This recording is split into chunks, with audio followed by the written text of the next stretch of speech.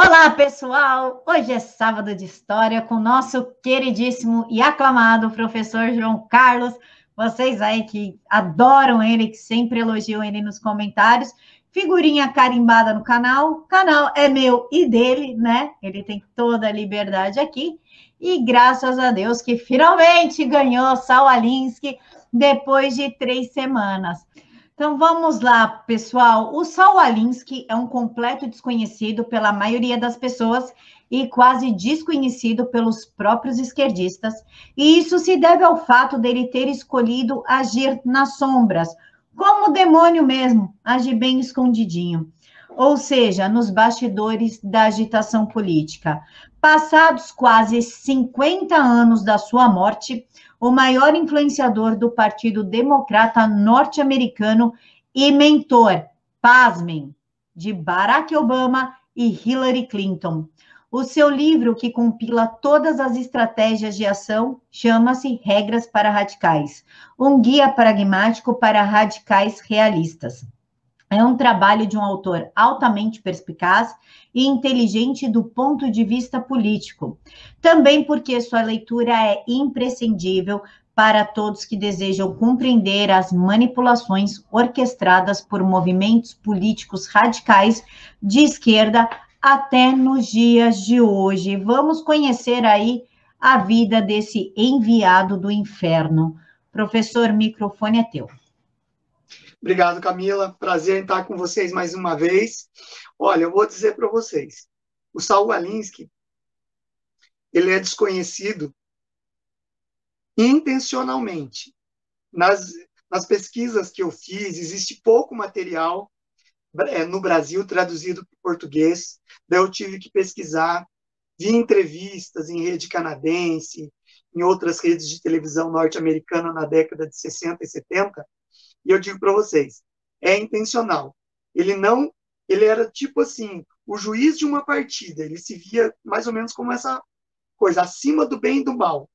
Ele via como se fosse um juiz, que não deve aparecer, entendeu? Então vamos desenvolver um pouquinho falando do contexto em que ele, a vida e obra dele e tal, em que ele começa a produzir, né? Então, o Saul Alinsky, ele vai nascer em 1909. Então, ele pega o começo do século XX. Um começo tranquilo na sua infância. Ele é filho de judeus russos que imigraram para os Estados Unidos. O pai dele se chamava Benjamin Alinsky e a mãe Sarah Alinsky. Então, ele nasce numa família de judeus ortodoxos, ou seja, aqueles judeus que levam muito a sério as tradições da sua religião. Vindos da Rússia, se instalaram na cidade de Chicago, e é lá que ele nasce, certo? Então ele cresce num ambiente de sinagoga, de muita oração e de costumes judeus. Ele é criado nesse ambiente.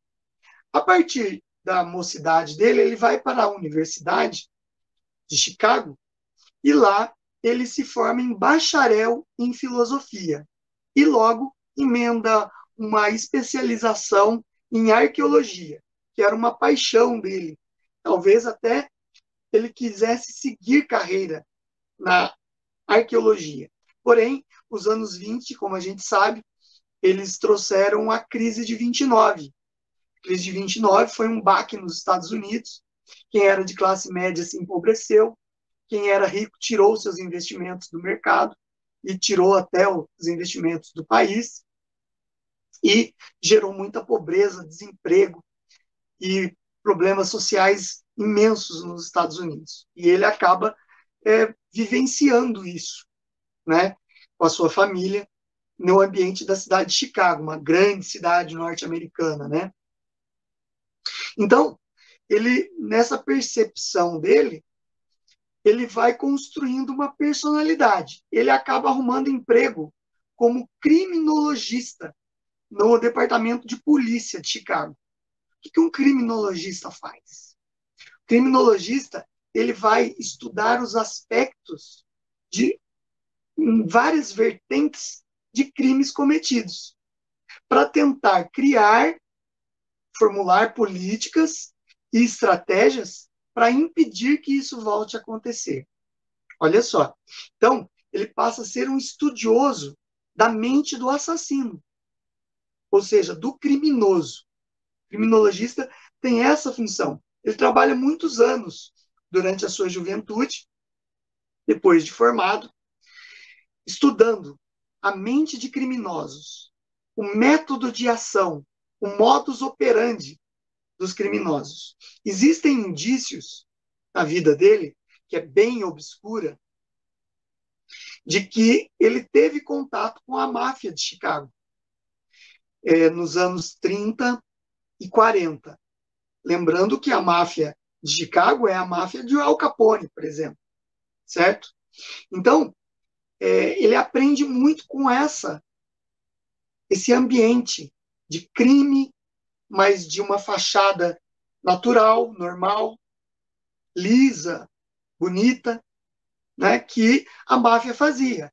A máfia agia nas sombras, certo? Os grandes gangsters da máfia, como o Al Capone, eles tinham uma imagem social límpida.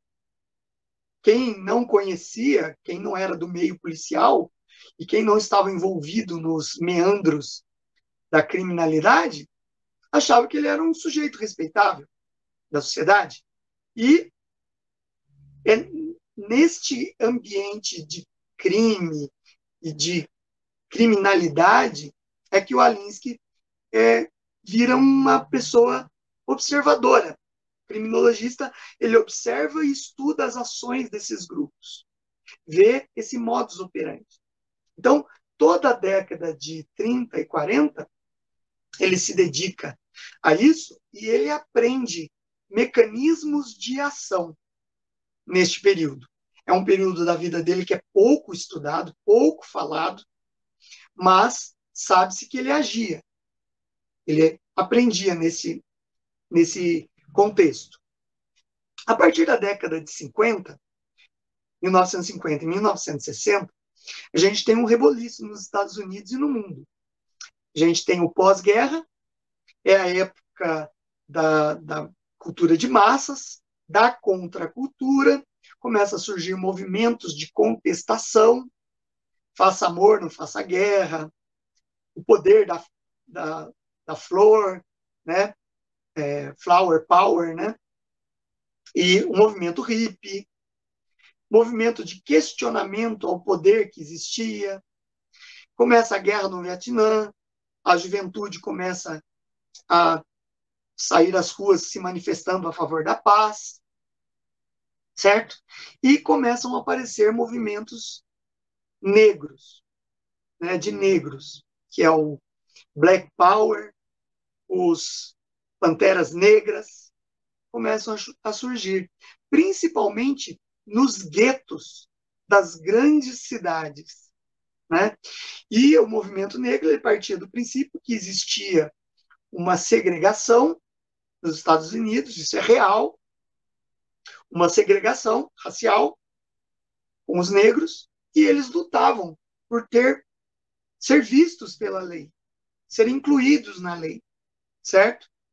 É aí, nesse ambiente de 1950 e 1960, que o Saul Alinsky, com toda a sua vivência anterior, ele começa a se aproximar dos grupos comunitários de comunidades afro-americanas, negros norte-americanos.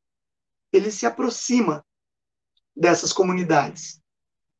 E ele começa a criar estratégias de ação para essas comunidades. Vejam, a gente tinha, nessa época, Malcolm X, que era um revolucionário negro americano, progressista, que tinha a intenção de fazer valer a causa negra através de armas. Você tinha o Martin Luther King, que era um defensor da causa negra, porém adepto da não violência, certo? Então ele percebe a luta desses grupos e entende os mecanismos que esses grupos utilizavam. Porém, ele identifica totalmente onde estão as falhas desse grupo. Por que esses grupos não conseguem fazer valer as suas ideias? Né? A gente vê que na mídia norte-americana nos anos 60, 50 e 60, você tem nos filmes, tem o filme do Sidney Poitier, que mostra, adivinhe quem vem para jantar, é um dos vídeos, né, um dos filmes, que mostra um negro chegando com a namorada branca para jantar com a família. Isso causa um constrangimento geral. Então, ele percebe todo esse ambiente cultural, esse ambiente de contestação, esse ambiente de luta, que é a sociedade norte-americana no pós-guerra, nos anos 50 e 60, certo? Diferente de escolas esquerdistas anteriores que nós falamos aqui no canal da Camila, que nós trabalhamos a Escola de Frankfurt e o Gramsci, que são períodos distintos, né? Paralelos em alguns momentos, mas distintos. No caso da Escola de Frankfurt, era um grupo de intelectuais que tentavam ser estudiosos de um revisionismo marxista.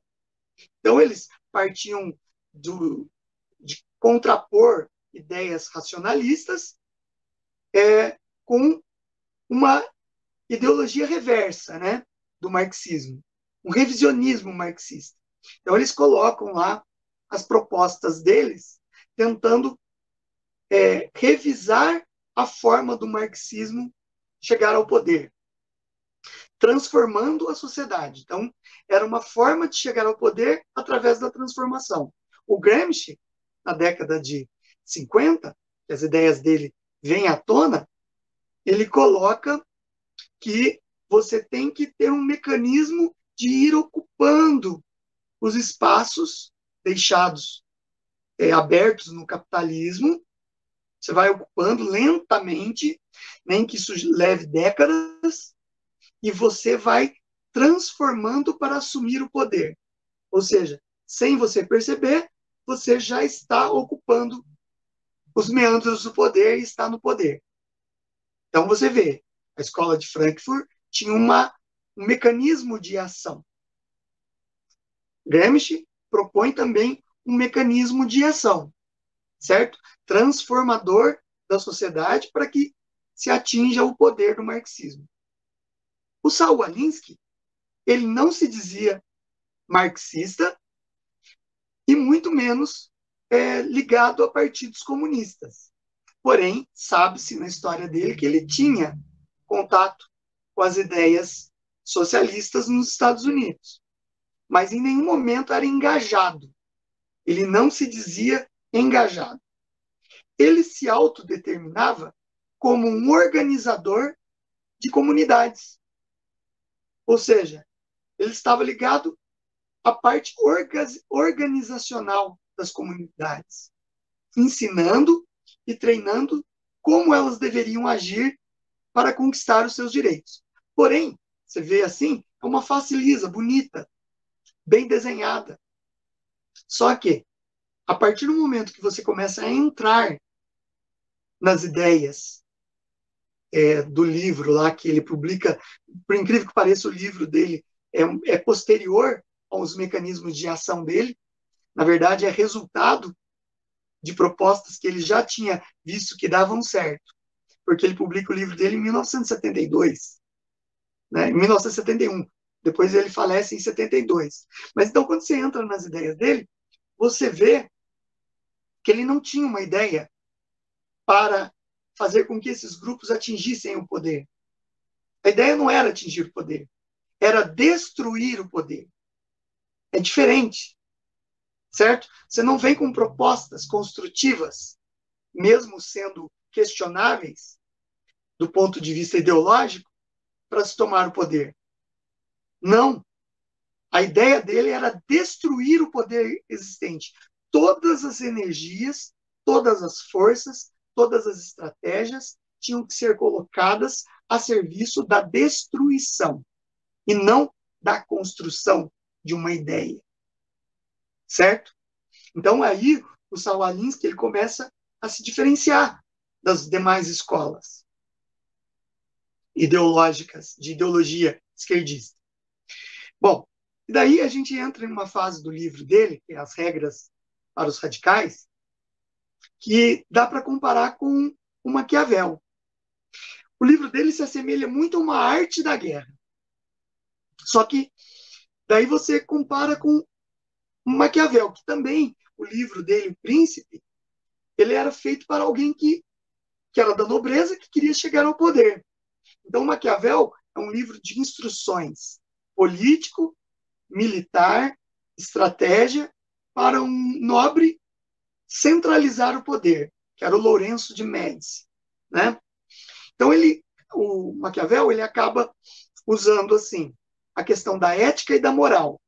Ele separa a ética da moral. Para Maquiavel existia uma ética pública, política pública, e uma ética privada, pessoal, que você vai usar a sua ética privada e pública entre a família. Você vai ser verdadeiro, você vai ser honesto, você vai ter bons sentimentos, você vai mostrar esses bons sentimentos.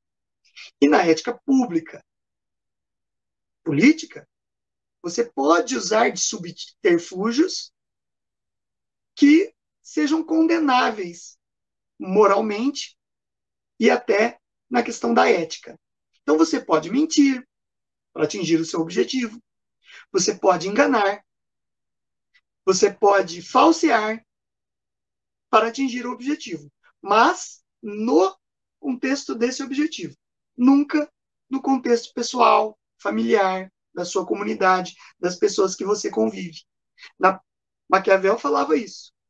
O Saul Alinsky, ele difere totalmente, apesar de ter você poder analisar usando a teoria maquiavélica, ele difere totalmente porque ele simplesmente, para ele não existe ética e moral.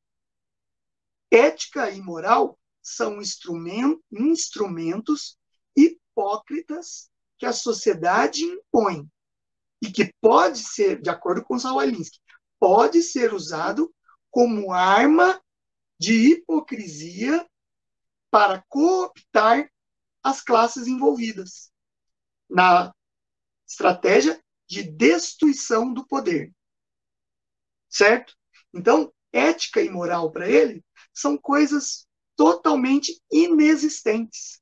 Então, roubar, mentir, falsear, enganar, matar, são altamente aceitáveis para Alinsky, desde que você tenha como objetivo usar isso para destruir o poder, destruir tudo que existe na sociedade. E ele não fala em impor alguma coisa. Ele sabe que daí os interesses da classe que foi o agente destruidor é que vão tomar o poder. Então, são estratégias de contribuição para a destruição da sociedade, sem nenhum tipo de moral. E ele escreve no seu livro que ele faz uma longa descrição das comunidades, indicando aonde elas erravam. Porque elas lutavam por direitos. Mas você quer lutar por direitos para fazer parte desse status quo? Para fazer parte dessa sociedade? Não. Você deve usar a ideia do direito hipocritamente, porém, é para destruir esse direito, para deixar de existir. Ninguém vai ter esse direito mais. Nós vamos construir o direito depois que tudo estiver destruído. Essa é a ideia principal. Não sei se eu estou fazendo me entender, mas para ele, mais do que existir regras sociais, existe a regra para você usá-la. Você usa como um instrumento hipócrita para destruir o que existe. Então, trazendo esse modelo dele de desprezo total da ética e da moral, a gente pode trazer para os dias atuais. Eu vou entrar em mais detalhes das ideias dele, mas você traz para os dias atuais. Você vê um movimento nos Estados Unidos, BLM. O BLM, ele, se você for ver, ele parte de uma premissa que todas as vidas negras importam. E lógico que importam. Isso é uma coisa benéfica, é uma coisa boa, é uma coisa que defende o certo. Só que é um movimento hipócrita, porque despreza toda a ideia de que todas as vidas importam. Nós temos que estar engajados por todas as vidas, e não para um grupo específico, certo? Isso é pura ideia de Saul Alinsky. Vocês viram a hipocrisia envolvida nisso? E a ideia, eles não têm uma proposta. Ah, não é acabar com o preconceito, é acabar com o branco, com a sociedade branca, com a cultura branca, com a cultura da sociedade no geral, que envolve brancos e negros. Eles destroem estátuas de pessoas que defendiam a libertação dos escravos. Não importa. O importa é destruir, certo? Usando como fachada, hipocritamente, uma coisa, um espírito, uma ideia que teoricamente é justa e boa.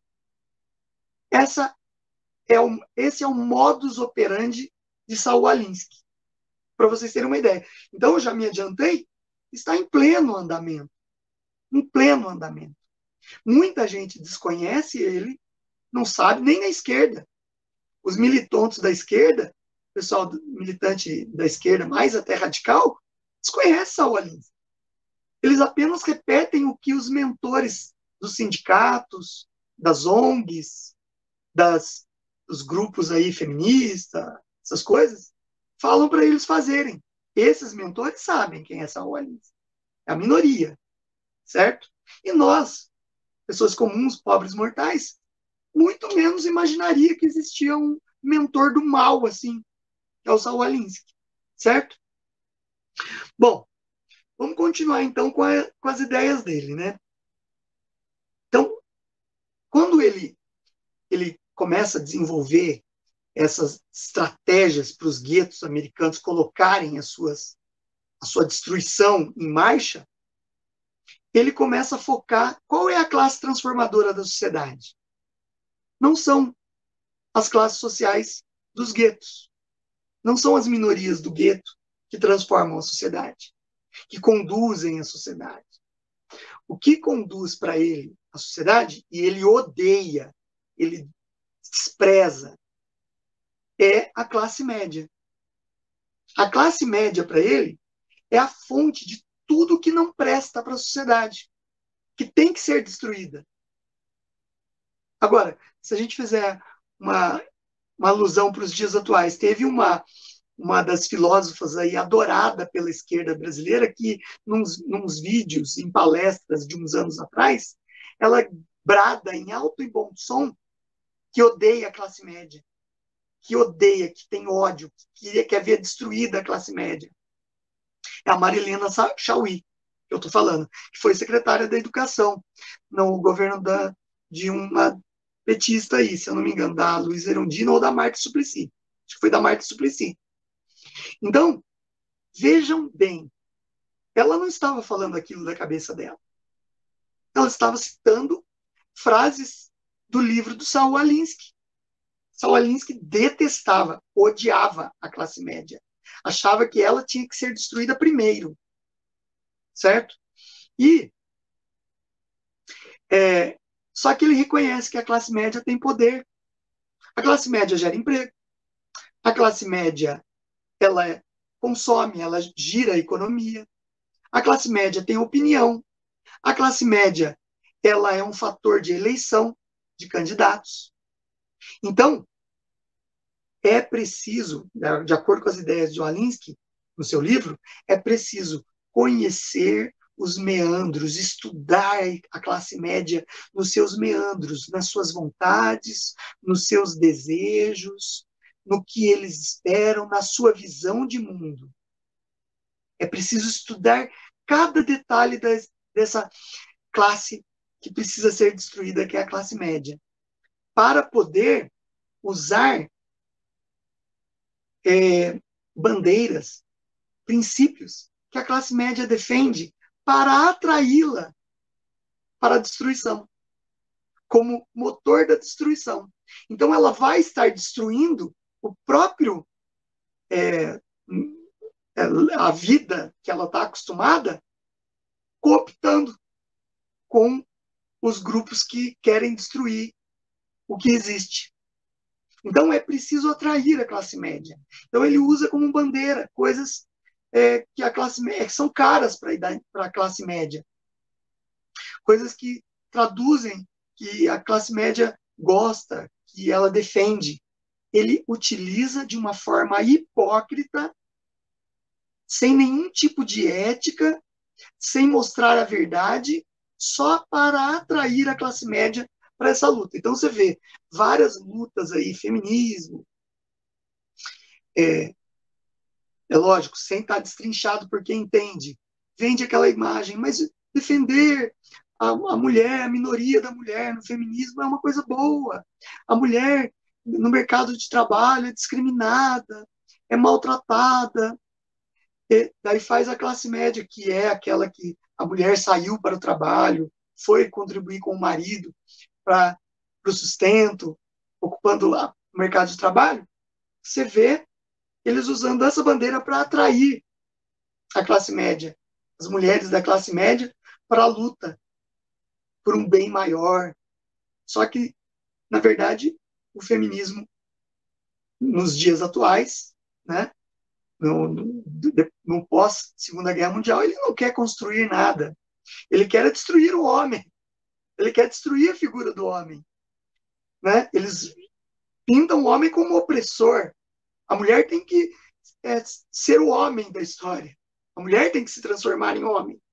Então, você vê como eles usaram as ideias de Saul Alinsky direitinho para atrair as pessoas.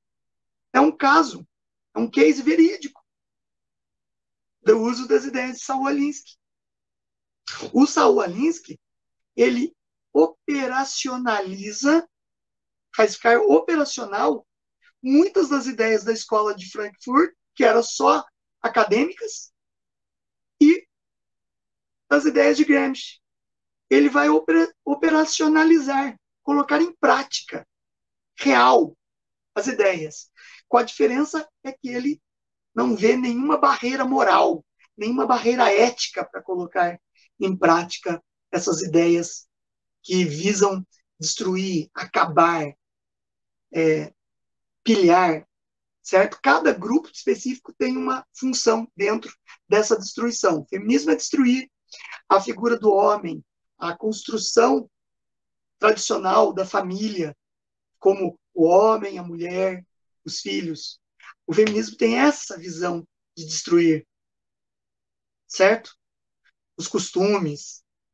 O Black Lives Matter, que eu falei para vocês, o BLM, a mesma coisa. Não diferencia nada no mecanismo de ação, certo? Bom, então, para ele, manipular grupos é uma ferramenta essencial. A classe média, os grupos das comunidades negras africanas, descendentes de africanos, norte-americanos, eles são massa de manobra, são seres manipuláveis por um fim maior do grupo mentor, que ele faz parte, que ele está nas sombras calculando os efeitos da sua destruição. Então, todos esses grupos são apenas peças, peões, num jogo de xadrez, extremamente descartáveis, se for preciso, utilizáveis enquanto dão força para o movimento. A partir do momento que forem obsoletas ou que você atingiu uma parte do objetivo, você simplesmente despreza. Ele não tem nenhum tipo de apego, condescendência, ligação emocional com o que ele utiliza como massa de manobra. Ele vê simplesmente como peças descartáveis a partir do momento que não servem mais no jogo político que ele planejou, certo? E é uma pessoa de extrema inteligência, porque todas as ideias dele estão em pleno curso atualmente, ok?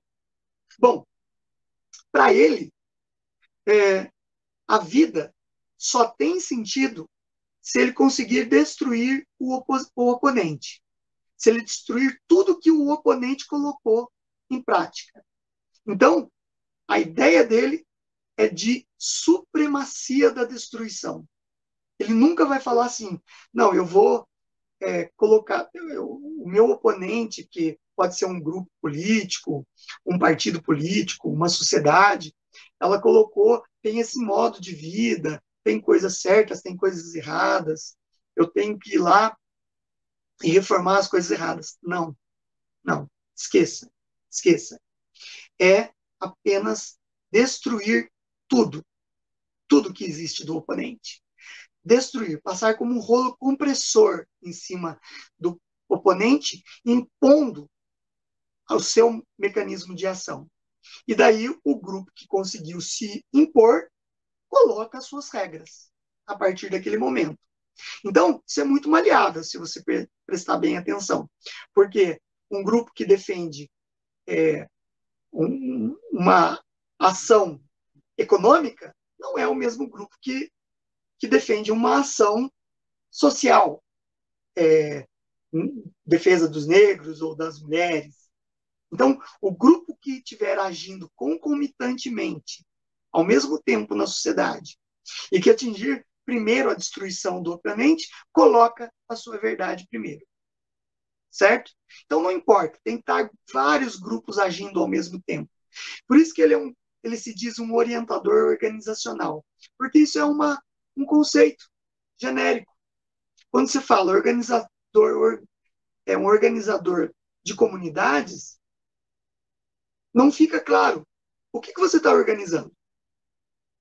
Você não vai falar que é um mentor político, um mentor social, um mentor de causa dos pobres. Não, você é um organizador. Você traça o rumo para a estratégia dar certo, para colocar em prática o que você quer, usando todos como se fossem bonequinhos de marionete para o fim que ele deseja. Você vê como até a gente, na história, Maquiavel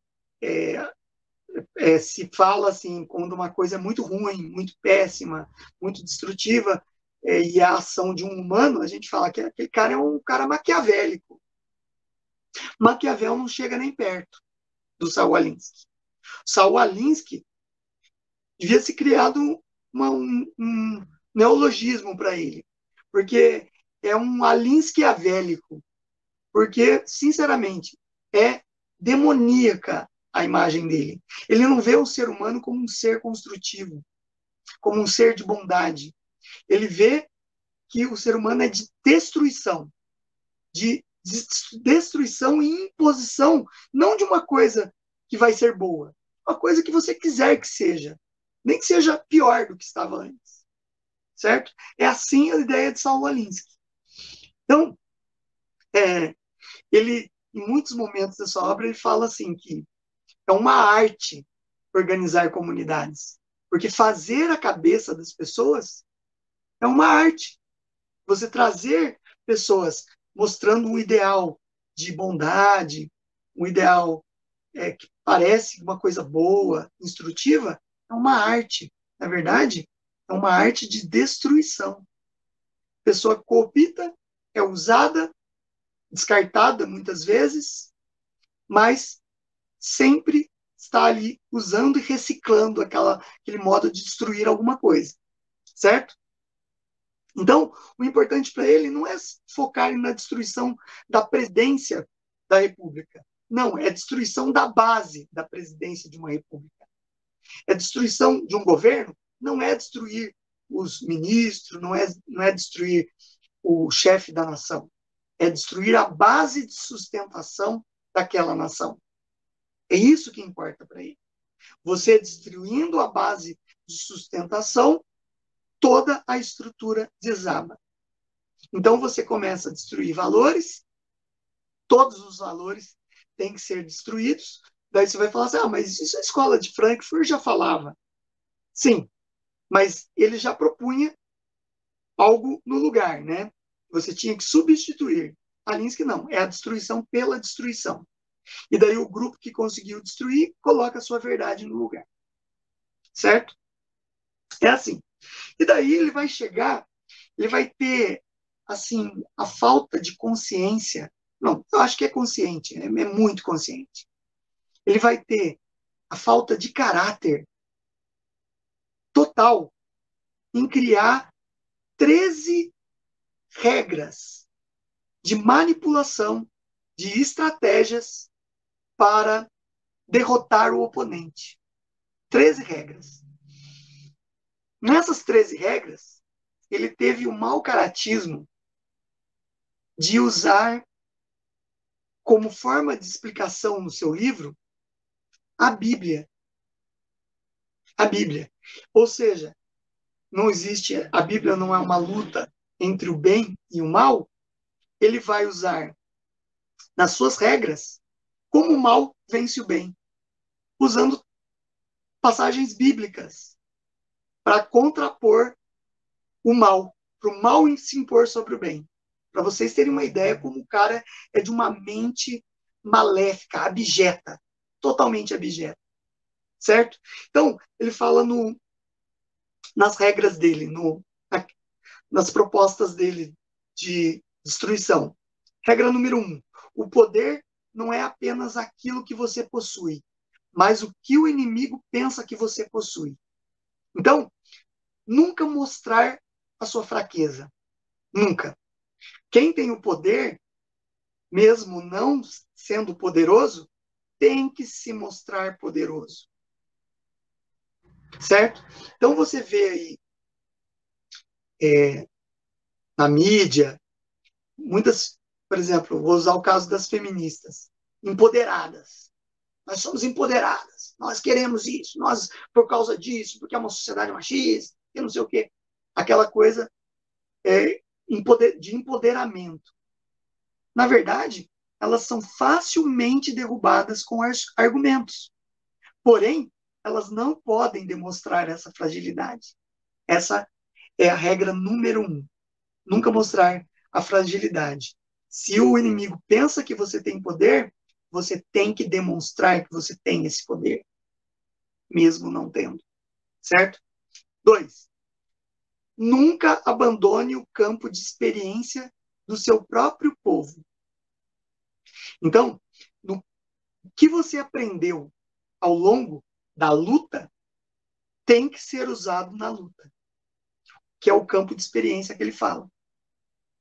Você aprendeu como mecanismos de ação para a destruição com uma comunidade, com uma linha ideológica, utilize esse campo de conhecimento que você adquiriu contra o seu inimigo, a todo momento, constantemente. Certo? Ele usa o trecho bíblico que quando Jesus vai buscar a força no campo, no Monte das Oliveiras, né? Que ele vai falar com o Pai. Então ele usa, muitas vezes, passagens bíblicas falando isso, que você deve usar da onde você aprendeu contra o inimigo. Olha como ele perverte as passagens. 3. Sempre que possível, faça o inimigo sair do campo onde ele possui experiência. Se você usa o campo onde você possui experiência contra o inimigo, é praticamente lógico que você tem que sair, tirar ele do campo de experiência dele, da onde ele domina, para você destruí-lo.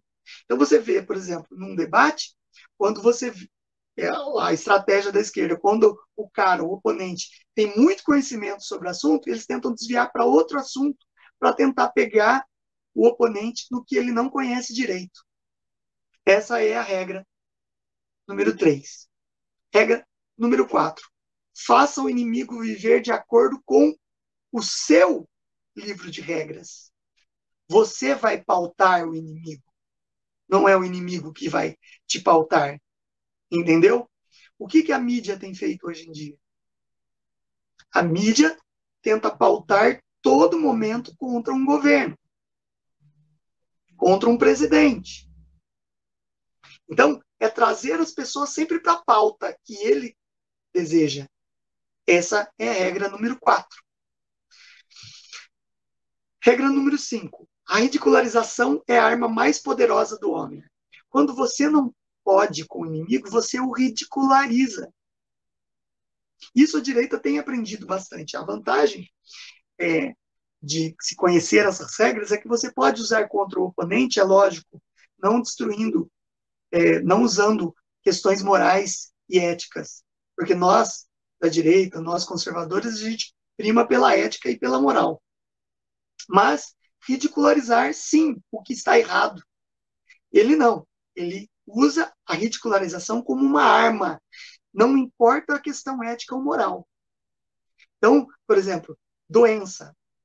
A gente vê aí esse ambiente que nós estamos vivendo hoje. Ele ridiculariza a direita por estar defendendo questões realmente importantes nesse ambiente aí de doença que nós estamos vivendo no mundo. Certo? A esquerda usa essa prática da regra número 5. Ridicularizar o que os outros estão falando. Ok? Falando, ó, o cara acreditar no remédio, o cara não tem comprovação científica. É tudo um bando de louco, um bando de ignorantes. Ridicularizam. Certo? Isso é uma das regras. 6. Uma boa tática é aquela da qual seus manobráveis, sua massa de manobra, pode desfrutar. Então, se a sua massa de manobra, ela é muitas vezes ignorante, ela está indo na onda que você colocou. Se ela puder desfrutar desse momento, dessa onda que você colocou, melhor ainda, porque daí você empodera ela mais ainda, certo? Agora, é lógico, existe um risco envolvido. Se ela se der mal nisso, você tem que abandoná-la, certo? Essa é a questão número 6. A boa tática é aquela da qual os seus manobráveis podem desfrutar. São conhecedores. 7. Uma tática que se prolonga demais torna-se contraproducente. Então é assim. Se você usar uma tática de destruição, mas essa tática não está obtendo resultado previsto num tempo determinado, abandone. Ah, mas tem gente na frente de luta disso. Abandone. Larga esses caras. São só massa de manobra. São só como peões num jogo de xadrez. Despreze. Mude o foco. Certo? Porque com o tempo perde a credibilidade da hipocrisia que você usou. Certo? Bom, 8. Mantenha a pressão. Se aquilo está dando certo, continue pressionando até você conseguir bons resultados. Pressão em cima daquilo. Ataques constantes. 9. A ameaça geralmente é mais aterrorizante do que a própria ação. Então, por exemplo, você usar a todo momento de ameaça para causar medo, certo? Às vezes você não vai fazer nada, mas você ameaça. Você vê, por exemplo, o Supremo no Brasil está ameaçando acabar com a liberdade. Só que são dispositivos constitucionais que nos garantem a liberdade. Então, eles estão usando da mentira, da distorção, da hipocrisia, e tudo isso está gerando medo, e muita gente que está com medo de falar, porque tem medo de ser afetado por essa perseguição. Ok? Então, você tem que ameaçar, a todo momento ameaçar, porque o medo é uma poderosa arma para você derrotar o inimigo. 10. A principal premissa tática é o desenvolvimento de operações que mantenham uma pressão constante sobre a oposição. Então, não é só você manter a pressão sobre a sua ação, é manter a pressão sobre o inimigo. manter ele em condição de cometer erros, certo? Se o inimigo estiver sob pressão, ele comete erros. Você tem que prever e sempre martelar na ação do inimigo, para que ele cometa erros. 11. Ao pressionar um ponto negativo com força e profundidade suficientes, ele será reconhecido pelo lado contrário. Então, é assim, se você acertou o ponto numa fraqueza do inimigo, você tem que fazer com que o inimigo reconheça que você estava certo. Você é um troféu. Se você fazer o seu inimigo, seu oponente, reconhecer que você estava certo, pelo menos naquele ponto, você já ganhou uma parte da luta. E você descredibiliza o inimigo. Esse é o ponto 11. Ponto 12 é o preço de um ataque bem sucedido, é uma alternativa construtiva para a sua estratégia. Não é para o final. Você não quer construir, você quer destruir.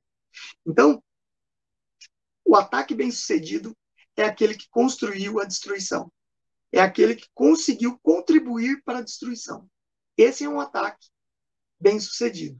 Se ele for um ataque inócuo, ou seja, você atacou alguma coisa, mas não surtiu efeito, não adiantou de nada, não foi construtivo para a destruição, certo?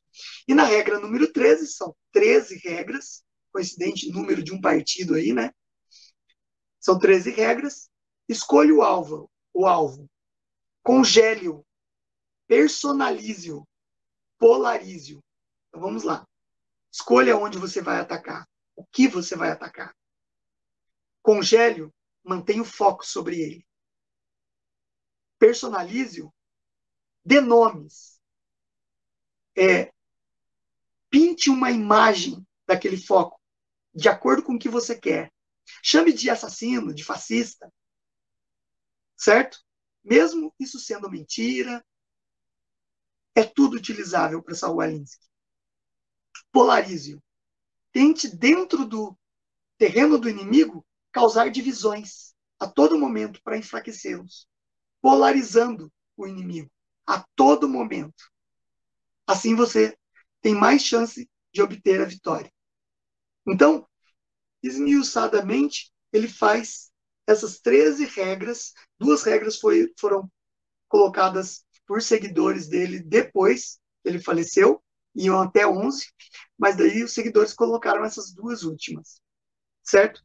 Então você vê que para ele é abater o inimigo.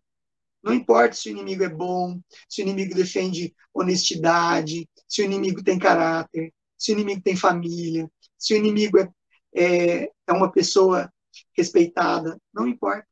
É abater o inimigo. Você tem que derrubar o inimigo, certo? E não importa o que você faça para atingir esse fim. Aquela frase que dizem que o Maquiavel escreveu, mas que não está escrito no Príncipe, que é os fins justificam os meios. Na verdade, Maquiavel nunca escreveu essa frase, mas o livro dele leva a crer que era assim que ele pensava, certo? Para Saul Alinsky, não é os fins que justificam os meios. Os fins têm que destruir, os meios têm que destruir os fins. Essa é a frase que a gente leva quando lê a obra Saul Alinsky. Os meios têm que destruir o fim, a todo momento, certo? É bem alinsquiavélico as ideias dele. Bom, já estamos perto do final, só para encerrar. O último capítulo do livro dele, a gente pensa que você já leu, você já está com aquela aura ruim de ter lido uma coisa tão pérfida, tão horrível, tão perversa, criada por uma pessoa nascida de mulher. Como é que pode criar uma coisa dessa? Você já está mal. Quando você lê o último capítulo, você percebe que pode ficar pior. Pode ficar muito pior. Porque ele faz uma ode. O que é uma ode? Um elogio assim, uma homenagem a Lúcifer. No último capítulo, ele elogia Lúcifer como grande organizador. É um organizador que, na tentativa constante, infinita, de destruir os bons, ele construiu um reino de pessoas más para si, que é o inferno. Então, Saul Alinsky consegue ser pior ainda no final. Ele fala isso. O interessante é que essa parte em que ele fala que o Lúcifer é um grande administrador que criou um reino do mal para si, combatendo os bons e trazendo os bons, transformando eles em maus para o inferno, teve um cara que falou num vídeo recente, que deve ter uns 7, 8 anos atrás, que está aí na mídia, está em rede de televisão a cabo, de notícias, totalmente calvo, que tem uma linguagem macia, é professor da Unicamp, dá palestras, que ele fala num vídeo que o maior administrador que a humanidade já conheceu é Lúcifer. Quem que eu falo? Eu estou falando do Leandro Carnal. Leandro Carnal, ele sabe que o Saul Alinsky, sabia, né, que o Saul Alinsky não é conhecido, principalmente aqui no Brasil, muitas pessoas não conheciam, então ele se apropria da ideia do Saul Alinsky e fala que o Lúcifer é o grande administrador. Lúcifer significa anjo de luz, ou seja, é o anjo que traiu Deus, né? Que jurou perverter todas as almas para o inferno. Você vê como é utilizado a todo momento sem a gente perceber? Leandro Carnal defendeu essa mesma ideia como se fosse dele, sabendo que ninguém conhecia Saul Alinsky. E outra coisa, um ano antes de morrer, Saul Alinsky deu uma entrevista na revista Playboy dos Estados Unidos, aquela revista pornográfica que tinha entrevista com personalidades, né? Até o Lula já deu entrevista para Playboy brasileiro. E o Saul Alinsky foi perguntado dessa ideia dele, esse elogio a Lúcifer. E ele falou assim, não, eu não creio em Deus, eu creio em Lúcifer, no inferno, no reino do inferno. E quando eu morrer, eu quero ir para o inferno, contribuir com a destruição das almas. Ele disse isso categoricamente numa entrevista para Playboy em 1970, 71. É impressionante. Impressionante como é o gênio do mal. E daí a gente traz a notícia que a Camila falou na introdução. O Barack Obama, ele era advogado na cidade de Chicago, estado do Illinois, nos Estados Unidos. E ele defendia entidades carentes ligadas a afrodescendentes, a negros norte-americanos. E ele era o advogado de defesa de entidades fundadas por Saul Alinsky, que seguiam a cartilha, esse manifesto, esse manual, que é Regras para Radicais, do Saul Alinsky. E ele chegou à presidência da República. Para vocês terem uma ideia como o casal Obama é totalmente ligado a esse mestre do mal chamado Saul Alinsky. Hillary Clinton, em 1969, fez uma dissertação na universidade, numa das universidades lá dos Estados Unidos, defendendo os mecanismos de ação e o trabalho feito por Saul Alinsky. Ela chegou a conviver final da década de 50, começo da década de 60, muito jovenzinha, idealista, com as comunidades comandadas por Saul Alinsky. Provavelmente ouviu muitos treinamentos direto do Saul Alinsky. Chegou a esposa do presidente da República, Bill Clinton, a Hillary Clinton. Foi candidata 2 vezes pelo Partido Democrata à presidência da República Norte-Americana. Então vocês veem que os meandros do Partido Democrata são totalmente ligados ao mestre das sombras. que era o Saul Alinsky, que é uma pessoa desconhecida que vivia nas sombras. E que nós, agora da direita conservadora, Camila, eu, Terça Livre, estamos trazendo à tona para vocês conhecerem como que é impressionante como as coisas se ligam com esses mestres do mal aí que planejaram essa revolta, esse progressismo globalista da esquerda, certo? Então, fica aqui a minha aula, né? O Saul Alinsky morreu em 1963, ele foi casado 3 vezes, deixou 2 filhos, não se tem notícia dos filhos dele em que áreas atuam. Ele foi cremado e as cinzas dele foi levado para a cidade de Chicago, para o cemitério da cidade de Chicago. É realmente um dos ativistas demoníacos da esquerda. Então, eu espero ter contribuído aí para nosso conhecimento e para a nossa visão do que é os democratas nos Estados Unidos, do que é a esquerda mundial e quais são os mecanismos destrutivos de ação que eles manipulam as populações no mundo. Camila, então eu chamo você agora para as perguntas finais. Professor, a minha dúvida, já que a gente já falou de George Soros, Sim. Quem que é pior? Saul Alinsky ou George Soros, ou não dá para comparar? Eu acho que é comparável, sim. O George Soros, ele é um metacapitalista, globalista, que pensa em um governo único, numa economia única. E ele injeta dinheiro, ele financia todos os movimentos que estão atuantes no mundo hoje para derrubar essa ordem que existe no capitalismo, na democracia, no conservadorismo, na sociedade, na família. Então, vamos dizer assim, Saul Alinsky foi um doutor das ideias malignas. O George Soros é o seu fiel escudeiro, que usa, assim, na prática, todos os ensinamentos do Saul Alinsky para destruir o que nós conhecemos como uma sociedade. Na minha visão, é isso. George Soros tem tudo a ver com Saul Alinsky. Professor, muito obrigada pela Eu agradeço, Camila. E assim, olha, para você conhecer é importante ler, mas eu não recomendo que ninguém leia, porque é um peso, é uma coisa tão ruim que você sente lendo, que traz uma energia muito negativa. Isso independente de religião, tá? E de fé.